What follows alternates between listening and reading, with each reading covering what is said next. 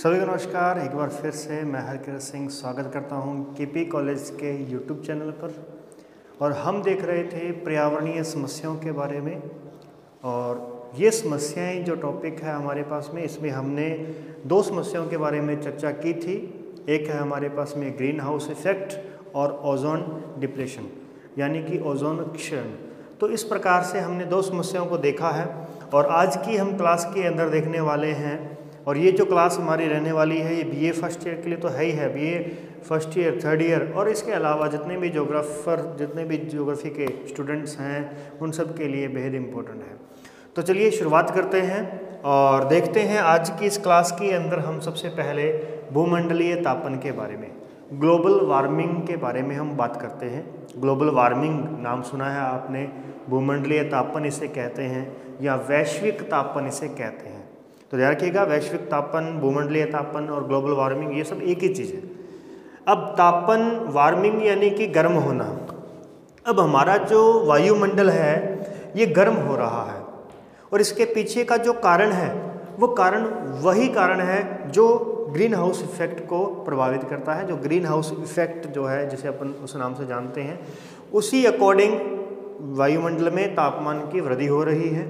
तो जैसे ही हमने ग्रीन हाउस इफेक्ट देखा था जिसके अंदर कार्बन डाइऑक्साइड जो है वो अपनी एक लेयर बना लेती है और उस लेयर के अकॉर्डिंग वो जो लेयर है CO2 की, वो वायुमंडल से जो अपनी पार्थिव विकिरण है उसको जाने नहीं देती, उसे अवशोषित कर लेती है। तो इसके बारे में हमने पिछली जो कक्षा है उसमें हमने चर्चा की थी। आपने अगर वीडियो नहीं देखी है तो उसे देख लीजिएगा और आज की वीडियो को भी आप एंड तक जरूर देखिएगा। और आगे बढ़ते हैं तो अब समझते हैं वायुमंडलीय तापन। तो आप देख सकते हैं कि बिना वायुमंडलीय तापन के हमारा जो अर्थ है वो कुछ इस तरीके का शो होता है, लेकिन वायुमंडलीय तापन से हमें बहुत ही सूखा देखने को मिलेगा और जो कि ये रहने लायक पृथ्वी नहीं बचेगी अगर इसी प्रकार से चलता रहा तो चलिए हमें उसके बारे में देखना है कि किस प्रकार से वायुमंडलीय तापन होता है, किस प्रकार से हम इस पर रोक लगा सकते हैं और क्या क्या हमें कदम उठाने चाहिए इसके लिए। तो सबसे पहले तो समझिए उसी पैटर्न के अकॉर्डिंग कि सौर विकिरण जो आता है, सौर रेडिएशन जो अब आती है तो वे लघु तरंगों के रूप में आती हैं। ठीक है, वो लघु तरंगों के रूप में वायुमंडल में एंटर करती हैं और CO2 जो है वो उन्हें एंटर करने देती है, कोई दिक्कत नहीं है इसको। लेकिन जब ये वापस जाती है तो तब CO2 की जो मात्रा है, यदि CO2 की मात्रा पहले जैसी है जैसे हमारी पृथ्वी पहले चल रही थी तो तब कोई दिक्कत नहीं थी, वायुमंडल में किरणें आई और पार्थिव विकिरण चला गया और ये पूरा का पूरा वापस चला जाता था। लेकिन अब क्या हो गया, अब पूरा वापस जाने की बजाय अब कुछ हद तक वायुमंडल में ही रह गया। तो वो जो ऊष्मा जो वायुमंडल में ही रह जाती है उसका क्या होता है, तो उस ऊष्मा से वायुमंडल का टेम्परेचर बढ़ जाता है जिसे हम कहते हैं ग्लोबल वार्मिंग, जिसे हम कहते हैं ग्रीन हाउस इफेक्ट। इफेक्ट कौन पैदा कर रहा है? CO2। लेकिन उस इफेक्ट से हो क्या रहा है? ग्लोबल वार्मिंग हो रही है। और इसके अंदर और क्या बातें आती हैं तो देखिए जरा, औद्योगिकरण से CO2 में वृद्धि हुई और इस CO2 में वृद्धि होने से हरित गृह प्रभाव बढ़ा और इस हरित गृह प्रभाव से क्या होता है, औसत तापन में वृद्धि होती है। इस हरित गृह प्रभाव से क्या हो जाता है, तापीय ऊर्जा वायुमंडल में ही रह जाती है। वो जो तापीय ऊर्जा है वायुमंडल में ही रह जाती है और वायुमंडल में रहने से क्या हो जाता है, औसत तापन में वृद्धि हो जाती है। और इस प्रकार से विश्व तापन में वृद्धि के कहर से क्या हो जाएगा, इस तापन से क्या होगा, इस तापन से पृथ्वी की जलवायु परिवर्तित हो जाएगी। तो जलवायु परिवर्तन होना ये भी हमारी एक बहुत बड़ी समस्या है। तो ये एक अलग समस्या हो जाती है, लेकिन वो सब चीज़ें जो हैं वो इसी से ही जुड़ी हुई है। हरित गृह प्रभाव, सबसे पहले देखो CO2 रिलीज हुई, CO2 से हरित गृह प्रभाव हुआ, यानी कि अगर हम ग्लोबल वार्मिंग पढ़ रहे हैं तो वो हरित गृह प्रभाव भी इसी में आ जाएगा। तो हरित गृह प्रभाव बढ़ेगा, हरित गृह प्रभाव बढ़ेगा तो उससे क्या हो जाएगा, वायुमंडल में ऊष्मा स्टोर हो जाएगी और ऊष्मा स्टोर हो जाएगी तो फिर उससे क्या हो जाएगा, औसत तापमान बढ़ जाएगा जिसे हम वैश्विक तापन कहते हैं। उस वैश्विक तापन से क्या होगा, जलवायु परिवर्तित हो जाएगी, ये उसका नेक्स्ट कदम है। तो जलवायु परिवर्तन से क्या होगा, तो जलवायु परिवर्तन से तो आप देख ही सकते हैं भी बहुत बड़े बड़े जो है घटनाएं हमें देखने को मिलेंगी, जिस प्रकार जैसे कि वर्षा में कमी, वर्षा में कमी हो जाएगी, वर्षा में कमी होने से कृषि प्रभावित होगी, सूखा उत्पन्न होगा, जैव विविधता प्रभावित होगी, हमारी वनों का विनाश हो जाएगा और तापमान बढ़ने की वजह से वना अग्नि जैसे हमें समस्याओं का भी सामना करना पड़ेगा कि वनों के अंदर अग्नि यानी आग लग जाएगी और जंगलों में आग लग जाएगी तो जैव विविधता का ह्रास हो जाएगा। तो जैव विविधता यानी कि जैविक जो घटक हैं वे नष्ट हो जाएंगे। और जैविक घटक कौन है? जैविक घटक है जीव जंतु, पेड़ पौधे, पादप वर्ग और प्राणी वर्ग। पादप वर्ग और प्राणी वर्ग, तो प्राणियों में हम सब आते हैं। तो इसका मतलब कि ये अब हम यहाँ पर यानी जैव विविधता का ह्रास हो जाएगा तो हम भी यहाँ पे नहीं रह पाएंगे। तो इस प्रकार से ये इसका यानी हर एक चीज़ एक दूसरे से जुड़ी हुई है। तो यानी सबके लिए भले हमें जलवायु परिवर्तन को रोकना है, भले हमें भूमंडलीय तापन को रोकना है, भले हमें हरितगृह प्रभाव को रोकना है, तो सबका सबसे बड़ा कारण क्या है? CO2। तो CO2 को कम कैसे करेंगे? तो CO2 को कम करने का मैंने कल भी बताया था कि एक ही फॉर्मूला है हमारे पास में, या तो सांस लेना बंद कर दीजिए तो CO2 कम हो जाएगी, और या फिर पेड़ों को लगाइए ज़्यादा से ज़्यादा जो कि हमारी CO2 को एब्जॉर्ब करते हैं, उन्हें अडॉप्ट करते हैं और वहाँ से वो O2 को बना करके भेज देते हैं। ठीक है, इस प्रकार से जो हमारा पारिस्थितिकी तंत्र है जो अगर संतुलित रूप से चलता रहे तो हमें किसी प्रकार की कोई भी समस्या का सामना नहीं करना पड़ेगा। तो इसमें आपने क्या क्या समझा है कि भूमंडलीय तापन से क्या क्या होने वाला है? तो ये सभी घटनाएं हमें भूमंडलीय तापन से देखने को मिलती हैं। रोकने को उपाय भी हमने यहाँ पे देख लिए हैं। इसी के साथ अगर आपसे पूछ लिया जाए कि जलवायु परिवर्तन के क्या कारण हो सकते हैं, तो जलवायु परिवर्तन से क्या क्या मतलब समस्या उत्पन्न होगी। कारण तो हमने देख लिया क्या है, समस्या क्या उत्पन्न होगी। तो इससे समस्या क्या होती है कि ठंडे प्रदेशों में भी गर्म हवाएं चलना शुरू हो जाएंगी, लू चलने लगेगी। ठंडे प्रदेशों में भी लू चलने लगेगी। इसी को तो कहते हैं ना जलवायु परिवर्तित होना, जहाँ ठंडा है वहाँ पे गर्मी आ जाना। तो इस प्रकार से जलवायु परिवर्तित हो जाना हो गया। और इसी तरीके से अगर लू चलेगी, और दूसरी बात ध्यान रखिएगा, मलेरिया का जो मच्छर है, मलेरिया डेंगू के जो मच्छर हैं, इनको भी ठंड बिल्कुल भी पसंद नहीं है, इनको गर्मी पसंद है। तो आप समझ सकते हैं कि तापमान बढ़ेगा, गर्मी बढ़ रही है, गर्मी बढ़ेगी तो यानी इनकी संख्या भी बढ़ेगी, और इनकी संख्या बढ़ेगी तो बहुत ही संक्रामक रोग उत्पन्न हो जाएंगे। क्लियर है? यहाँ तक की बात हुई, आगे समझिएगा।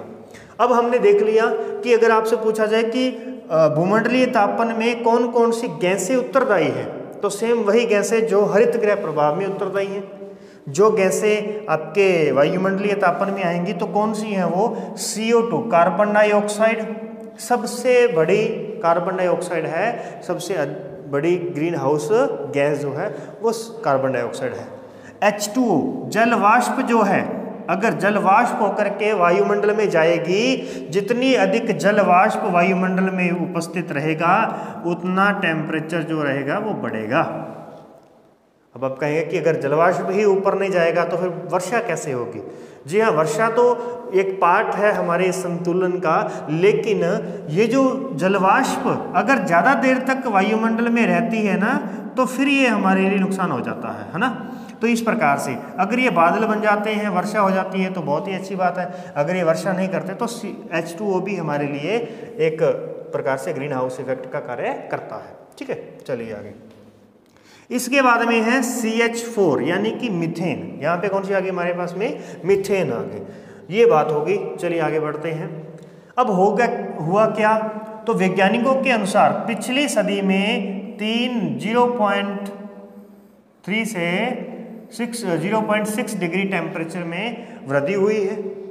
इस सदी के अंदर इतनी वृद्धि होगी, और इस वृद्धि से क्या इफेक्ट पड़ता है? अपने को लगेगा कि 0.3 डिग्री टेम्परेचर बढ़ने से क्या होता है कि जहाँ पर हमारे पास में 45 डिग्री तक टेम्परेचर पहुँच जाता है, अगर वहाँ 45.3 डिग्री टेम्परेचर हो जाएगा तो उससे क्या इफेक्ट पड़ने वाला है अभी? तो देखिए भाई, ये बहुत बड़ा इफेक्ट होता है हमारे वायुमंडल के लिए, क्योंकि ये औसत तापमान की हम बात कर रहे हैं, ना कि हम एक दिन की बात कर रहे हैं। कि ऐसा नहीं कि चलो सुबह मतलब एक दिन तापमान 45 पे पहुंच गया, अगले दिन 46 पे पहुंच गया, तो क्या इफेक्ट पड़ने वाला है। तो हम एक दिन की बात नहीं कर रहे, हम औसत तापमान की बात कर रहे हैं। अब होता क्या है, इस औसत तापमान से अगर पूरे साल भर में जो टेम्परेचर, जितना औसत टेम्परेचर था, अगर उससे 0.3 या 6 टेम्परेचर बढ़ जाता है तो महासागरों का जल स्तर जो है वो 10 सेंटीमीटर तक बढ़ जाएगा। कितना बढ़ जाएगा? 10 सेंटीमीटर तक बढ़ जाएगा। और अगर इसी दर से चलता रहा तो एक पत्रिका है टाइम पत्रिका है, उसने कहा कि 2050 तक मालदीव जो है वो जलमग्न हो जाएगा। मालदीव क्या हो जाएगा? अभी जलमग्न हो जाएगा। इसका मतलब आप वायुमंडलीय तापन, वैश्विक तापन से और क्या समस्या उत्पन्न हो रही है? जल स्तर बढ़ना, महासागरों का जल स्तर बढ़ना। और जल स्तर क्यों बढ़ रहा है? क्योंकि हिमनद पिघल रहे हैं, हिमनद पिघल रहे हैं। जितने भी ग्लेशियर्स हैं वो पिघलना शुरू हो जाएंगे। तो ग्लेशियर पिघलेंगे तो महासागरों में पानी आएगा, तो उससे क्या होगा? जल स्तर बढ़ जाएगा। इसके बाद में देखिए, अकेले मिस्र की भूमध्य सागरीय तटीय जो भूमि है, 15% जो कृषि भूमि है वो नष्ट हो जाएगी। जो मिस्र देश है इसकी सबसे ज़्यादा जो कृषि भूमि है ना, वो भूमध्य सागरीय तट पर है और नील नदी के किनारे पर है। अफ्रीका का सबसे ज़्यादा हिस्सा यहीं पर कृषि का क्षेत्र है। तो यहाँ पर क्या हो जाएगा? अगर भूमध्य सागर में जल स्तर बढ़ेगा तो नील नदी का पानी जो है वो भूमध्य सागर में नहीं आ पाएगा, वहाँ बाढ़ आ जाएगी। और बाढ़ आ जाएगी तो उसके आसपास का एरिया जो है वो क्या हो जाएगा? नष्ट हो जाएगा। ठीक है।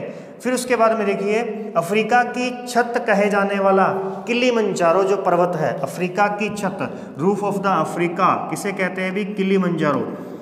किलिमंजारो जो पर्वत है उसके ऊपर जो बर्फ थी, उसके जो हिमनद थे, हिमनद जो थे वो पिघल गए हैं। वो क्या हो गया? अभी वो पिघल गए हैं। ये इसके लिए बड़ी समस्या होगी, ये हिमनद पिघल गए हैं। ऐसे ही हमारे हिमालय के जो हिमनद हैं वो भी 2030-35 तक जो है पिघलने की संभावना, 2050 तक तो वो बिल्कुल ही नष्ट हो जाएंगे, यानी पिघलने की संभावना जो है वो शुरू हो चुकी है।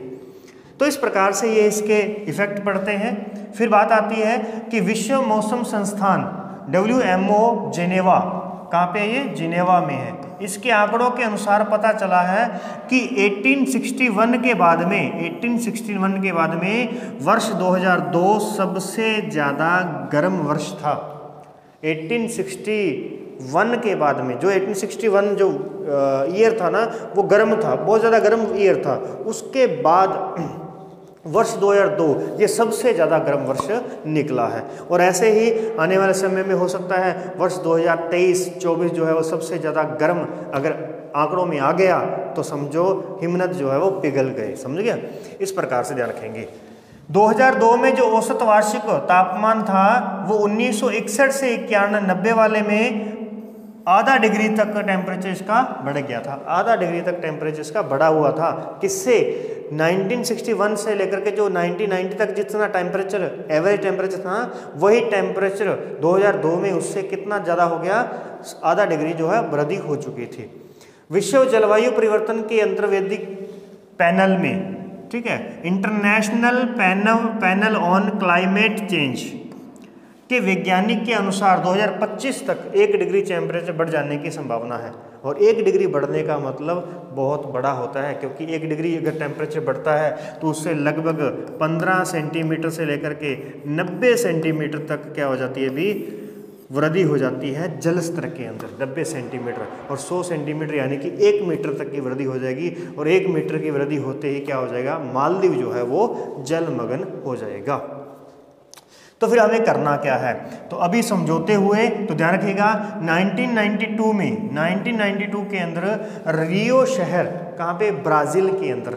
रियो शहर है ब्राज़ील के अंदर, जहाँ एक समझौता हुआ, एक सम्मेलन बुलाया गया जिसे पृथ्वी सम्मेलन कहते हैं। क्या कहते हैं? अभी पृथ्वी सम्मेलन इसे कहा जाता है। इसे रियो डी जनेरियो शहर के अंदर बुलाया गया, पृथ्वी सम्मेलन हमें इसे कहते हैं। और इसमें 160 देशों ने विश्व जलवायु परिवर्तन पर हस्ताक्षर किए। एक समझौता हुआ कि भाई जलवायु परिवर्तित हो रही है, हमें इसको रोकना है। इसके ऊपर कुछ कदम उठाने के लिए कुछ एक लिस्ट तैयार की गई कि हमें इन बातों का ध्यान रखना है और इन पर पाबंदियां लगानी है। मतलब इन्होंने कोई एक पैनल तैयार किया, एक एजेंडा तैयार किया, और उसका जो नाम है वो रखा गया एजेंडा 21। एजेंडा 21। क्या नाम रखा गया इसका? एजेंडा 21।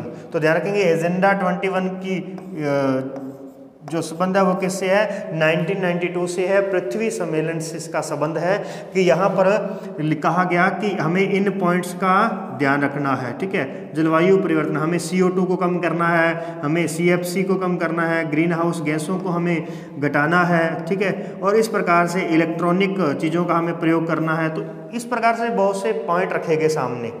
ये किसको देखकर सामने रखे गए? 21वीं सदी को हम बचा सकें, इसके लिए ये पैनल तैयार किया गया और इसीलिए इसका नाम जो है वो एजेंडा 21 रखा गया। एजेंडा 21 कि 21वीं सदी को बचाओ, ये सीधी सी बात है इसकी।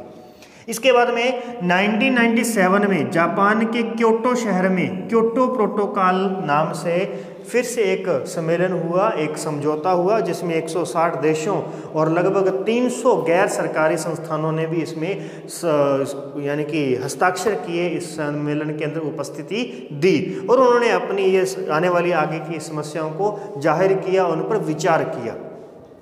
और यहीं से आप देखेंगे क्योटो प्रोटोकॉल को 2012 तक के लिए लागू कर दिया गया कि ये 2012 तक ये लागू रहेगा। इसके अंदर समझौते हुए कि भी आपको 3% CO2 में कमी करनी है तो करनी ही है। 2012 तक आप पर पाबंदी लगाई जाती है, आप इसमें कमी करेंगे, बोले इस प्रकार से इस पर पाबंदी लगाई गई। फिर क्या हुआ? 2002 में जोहान्सबर्ग जो है कहाँ पे भी? साउथ अफ्रीका के अंदर, साउथ अफ्रीका में जोहान्सबर्ग, वहाँ पर फिर से सम्मेलन हुआ और उस सम्मेलन के अंदर ये क्योटो प्रोटोकॉल का जो टाइम पीरियड था जो 2012 था, इसे 2012 से बढ़ाकर 2020 तक कर दिया गया। कब तक कर दिया गया? अभी 2020 तक कर दिया जाता है कि 2020 तक आपको इन पाबंदियों में रहना है। तो इसके बाद में आप ध्यान रखिएगा जोहान्सबर्ग में हुआ ये हमारे पास में 1992 के अंदर रियो सम्मेलन हुआ, जिसे पृथ्वी सम्मेलन कहते हैं, उसे ही हम एजेंडा 21 कहते हैं। फिर आता है 5 वर्ष के बाद में, 5 वर्ष बाद 1997 में आता है क्योटो प्रोटोकॉल।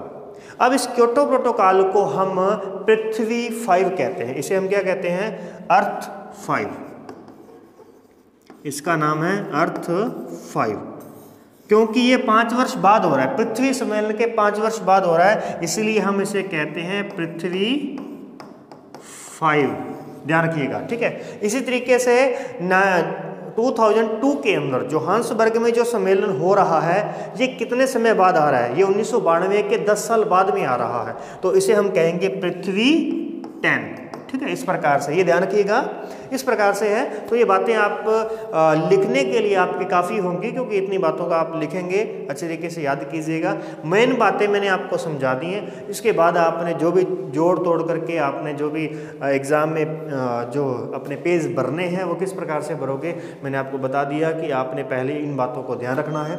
फिर उसके बाद में आप कह सकते हो कि तापमान बढ़ेगा तो हिम ग्लेशियर पिघलेंगे, ग्लेशियर पिघलेंगे तो जल स्तर बढ़ेगा।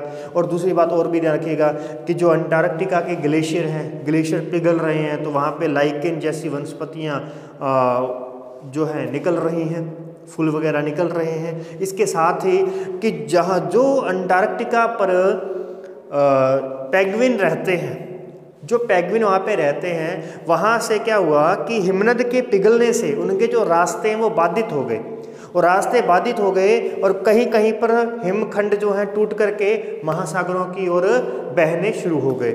अब उस पर पेंगुइन के जो बच्चे हैं, नवजात शिशु जो हैं, वो उनसे दूर हो गए हैं, वो वहाँ तक पहुँच नहीं पा रहे हैं, शाम तक वहाँ नहीं पहुँच पा रहे, खाना नहीं ले जा पा रहे, तो इस प्रकार से उनके नवजात शिशुओं की मृत्यु हो रही है। ये न्यूयॉर्क की एक पत्रिका में इसके बारे में लिखा गया था, ठीक है।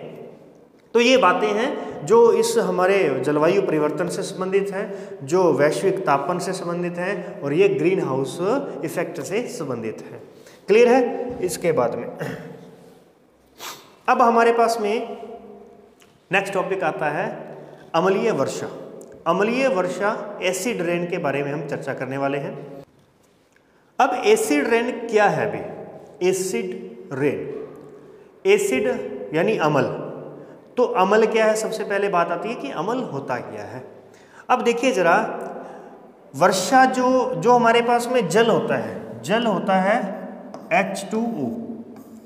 अब जल के अंदर क्या है, हाइड्रोजन और ऑक्सीजन है। अभी क्या है, अभी हाइड्रोजन और ऑक्सीजन है, ऑक्सीजन। अब जल के अंदर जो इन दोनों से जल मिलकर के बनता है, जो इससे मिलकर के जो जल बनता है, जो भी इसका रासायनिक फॉर्मूला होता है वो अपने को याद नहीं करना है, वो अपने को जरूरत नहीं है, कि सीधा सा ध्यान रखना है कि जो जल बनता है किससे, हाइड्रोजन और ऑक्सीजन से बनता है। उस जल के अंदर, उस जल में हाइड्रोजन की संभाव्यता कितनी है, हाइड्रोजन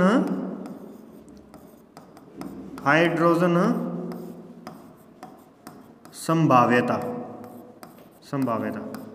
पॉसिबिलिटी ऑफ हाइड्रोजन की पॉसिबिलिटी या पॉसिबिलिटी जो भी होता है, इसे हम क्या कहेंगे, ये कहेंगे हम भी P और इसे कहेंगे H, तो ये बन जाएगा pH। ये होता है pH। pH एक मान है भी, pH एक मानक निर्धारित किया गया। pH क्या बनाया गया, मानक बनाया गया। एक मानक निर्धारित किया गया कि कोई भी लिक्विड है उसके अंदर हाइड्रोजन की संभाव्यता कितनी है, यानी pH मान उसका कितना है, ये ज्ञात किया जाता है और उसके आधार पर बताया जाता है कि वो वस्तु जो है वो अम्लीय है या क्षारीय है, अम्लीय है या क्षारीय है। तो कैसे pH मान हम कितना जो है वो डिसाइड करें, फिक्स डिसाइड करें एक जगह पे, जिससे कम ज़्यादा हुआ तो हम बता पाए। तो ध्यान रखिएगा, जो तटस्थ pH मान होता है, तटस्थ जो pH मान होता है वो होता है अभी 7 जो होता है, ये शुद्ध जल का pH मान है, जिसमें हाइड्रोजन और ऑक्सीजन है, उसके अलावा और कुछ भी नहीं है।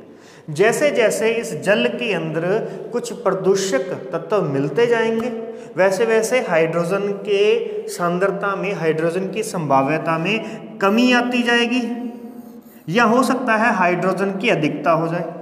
तो कमी आती जाएगी तो pH मान घटता जाएगा, वृद्धि होती जाएगी तो pH मान बढ़ता जाएगा। अब देखिए जरा, अब अगर 7 से कम होता है, 0 की ओर चलेंगे, अगर हम pH मान 0 की ओर जाएगा तो वो कहलाएगा अम्ल। क्या कहलाएगा अभी, अम्ल, एसिड कहलाएगा, ठीक है। और दूसरा जो है हमारे पास में जो 7 से लेकर 14 की ओर चलेंगे, ये होता है अभी क्षार। इसे क्या कहते हैं, क्षार, एल्कलाइन। ये हमारे पास में दो पदार्थ आ चुके हैं, एक अम्ल हो गया, एक क्षार हो गया। तो हम बात कर रहे हैं अम्लीय वर्षा की, यानी इसका pH मान जो है वो 7 से कम जाएगा। तो पहली बात तो आप ये लिख सकते हैं कि जिस पदार्थ का pH मान 7 से कम होता है वह अम्लीय पदार्थ होते हैं। अब इसमें एक उदाहरण देखिए, देखो अम्लीय पदार्थ ये जो होते हैं ना, ये खट्टे पदार्थ होते हैं। क्या उससे होते हैं भी, खट्टे पदार्थ। और ये जो होते हैं ना, ये कड़वे होते हैं। कैसे होते हैं, कड़वे होते हैं। खट्टे पदार्थ जो होते हैं जैसे संतरा, नींबू, ये खट्टे हैं। संतरा, नींबू का pH मान 5.6 समथिंग होता है, एग्जैक्ट नहीं ध्यान भी। और नींबू, अब ध्यान रखिएगा, अभी नींबू जो है ना, अगर आप नींबू को कहीं पर भी निचोड़ देंगे, तो जैसे मान लेते हैं कि लोहे के ऊपर निचोड़ दिया, या कहीं पर दीवार पर नींबू को लगा दिया, या लकड़ी पर लगा दिया, तो आप देखेंगे 2 दिन बाद 3 दिन बाद वो क्या है कि वहाँ से उखड़ना, गलना शुरू हो जाती है। तो आप समझ सकते हैं कि अगर हम ज़्यादा अम्ल खा लेंगे, तो अम्लीय चीज़ों को अगर खा लेंगे, ज़्यादा अम्ल खाने का मतलब वो अम्ल नहीं है जो आप अपन वो मनुआर के बात कर रहे हैं अपन, हाँ अम्ल है ना, वो चीज़ नहीं है। ये अम्ल जो है, अम्ल एक मतलब क्या है, वो खट्टापन है ना, उसकी बात हो रही है यहाँ पे। तो अगर हम ज़्यादा अम्लीय पदार्थ को खा लेते हैं तो हमारी अंदर की जितनी भी मशीनरी है वो गल सकती है। हालांकि हम जब खाना खाते हैं तो हमारे अंदर भी एसिड बनता है, वो एसिड हमारे खाने को पचाने का काम करता है। और कई बार क्या होता है, एसिड ज़्यादा होने की वजह से हम कह देते हैं कि एसिडिटी हो गई है ना। एसिडिटी का मतलब है कि ज़्यादा अम्ल अंदर ज़्यादा बन गया है, अम्लीय पदार्थ ज़्यादा बन चुका है। तो इस कारण से वो अंदर क्या होने लग जाता है, अपने को अजीब सा महसूस होने लग जाता है, अपने को ऐसे लगता है कि अंदर जलन हो रही है ना। वो जलन क्यों होती है? क्योंकि एसिडिटी होगी। एसिडिटी का मतलब है एसिड बढ़ गया है, एसिड बढ़ गया मतलब कि वो अंदर खा रहा है। तो इस प्रकार से आप समझेंगे। फिलहाल मैं यहीं पर स्टॉप करता हूँ इस बात को कि आप समझ चुके हैं कि अम्ल का पीएच मान कितना होता है, 7 से कम। तो अब बात करते हैं कि अम्लीय वर्षा का पीएच मान कितना होता है। अम्लीय वर्षा सामान्यतः कई बार जो वर्षा होती है उसका पीएच मान 5 से 7 के बीच में रहता है, लेकिन जो अम्लीय वर्षा होती है इसका जो पीएच मान है वो 4 आ जाता है। अभी 4, इसका पीएच मान कितना होता है? 4। तो 4 पीएच मान जो है वो बहुत ही ज़्यादा हो जाता है, जो कि ये देख सकते हैं आप झीलें, ये झीलों पर अगर वो पानी पड़ जाता है ना, या पेड़ पौधों पर पानी पड़ जाता है तो उनको राख के रूप में ही कन्वर्ट कर देता है। आगे बढ़ते हैं, आगे समझते हैं इसको और अच्छे तरीके से। देखिए अब यहाँ से तो इवेपोरेशन हो रहा है जल का। जल यहाँ से इवेपोरेशन होकर के वातावरण में जा रहा है। यहाँ पे जल इकट्ठा हो गया और जल से क्या बन गए? बादल बन गए। H2O जो है हमारे पास में जल वाष्प है।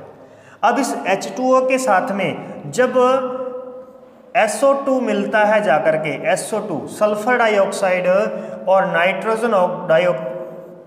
नाइट्रस डाइऑक्साइड जो है, जब ये जाकर के वातावरण में मिल जाते हैं, नाइट्रस ऑक्साइड मिल जाती है, तो उससे इसकी सांद्रता, जल की सांद्रता में कमी आती है। और जल की सांद्रता में कमी आने से सल्फ्यूरिक एसिड का निर्माण होता है। सल्फ्यूरिक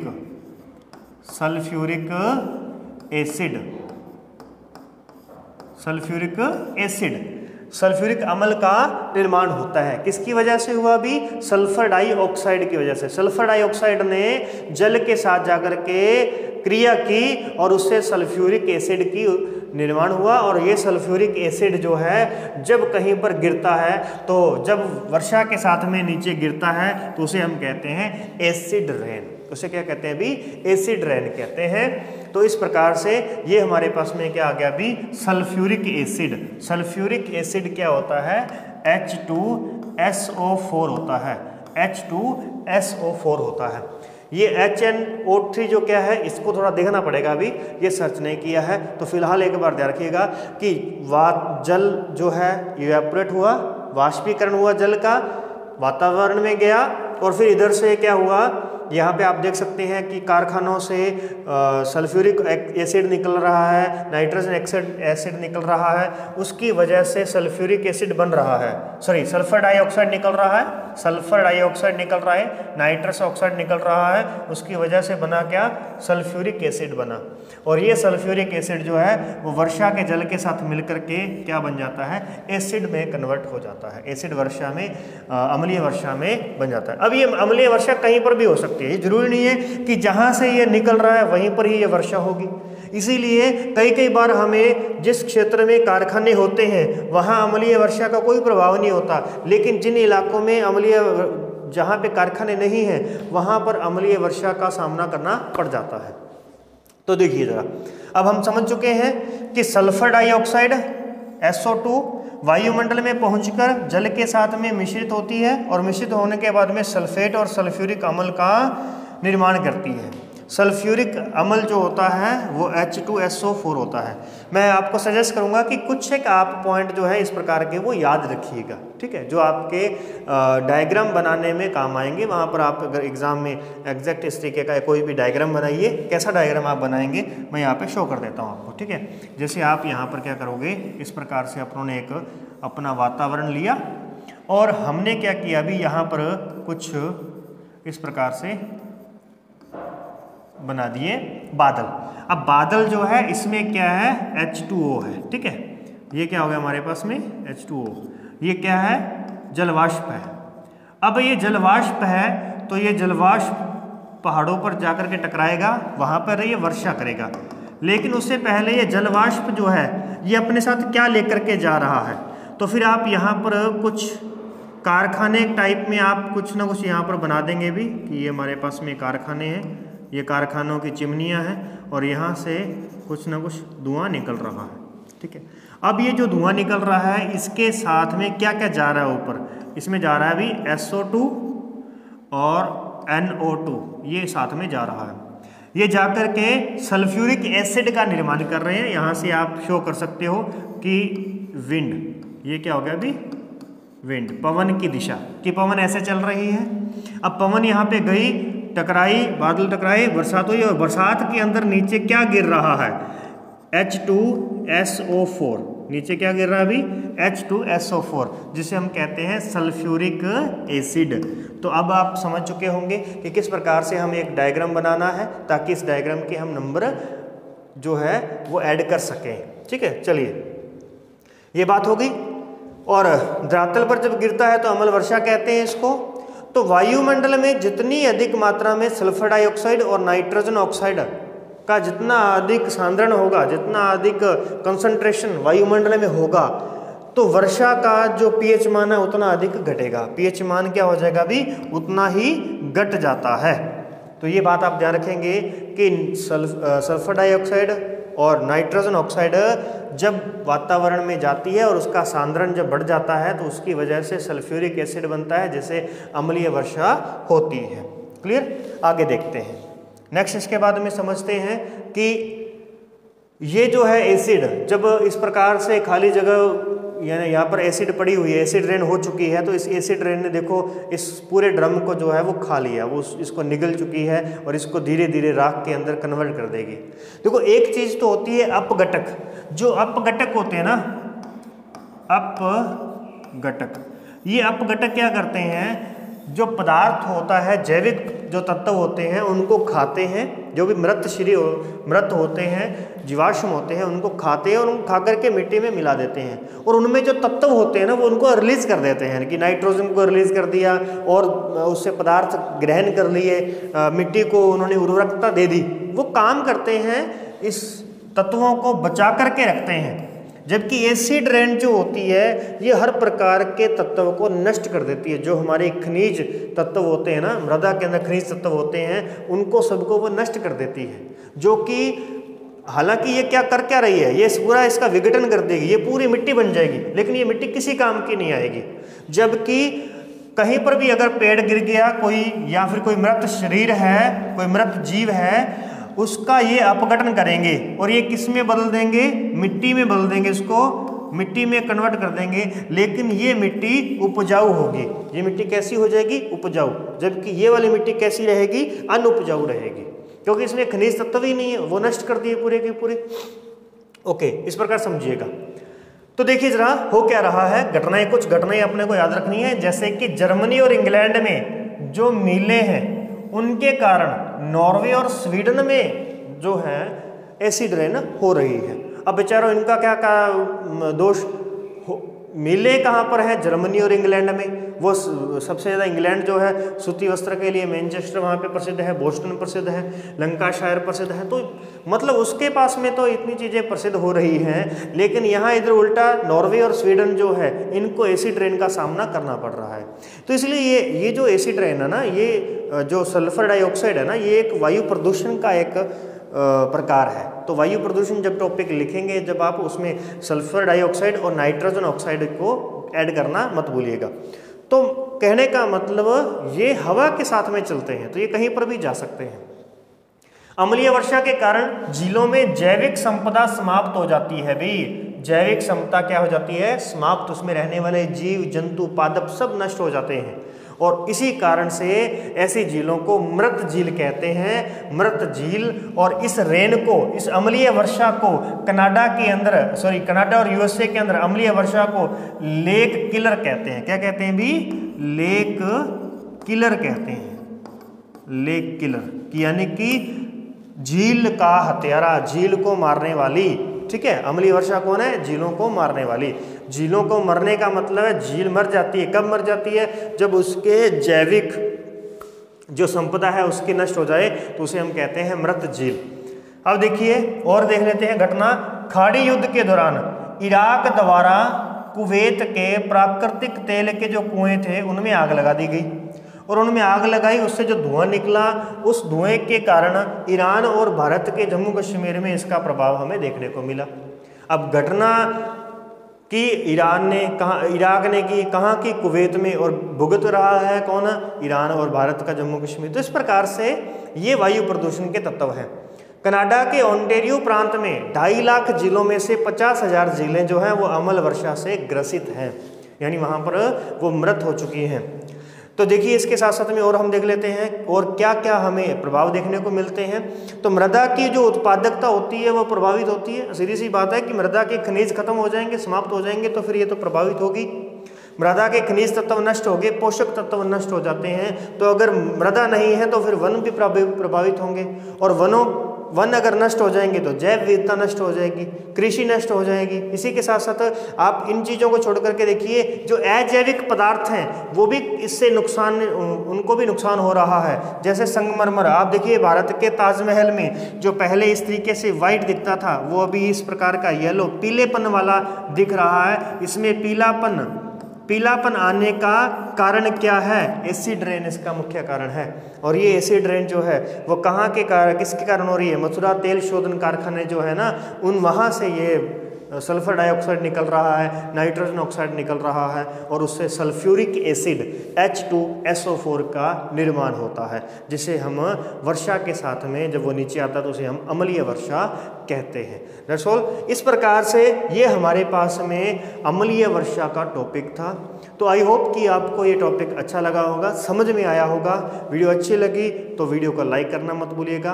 कमेंट करके अपने डाउट्स को बताइएगा, कौन सा टॉपिक आप आगे का समझना चाहते हैं, पढ़ना चाहते हैं, हम उसको भी लेकर के आएंगे और कंटिन्यू अपनी क्लासेस जो है वो अब चलेंगी। और इसी के साथ वीडियो को लाइक किया और चैनल को सब्सक्राइब भी कर लेना।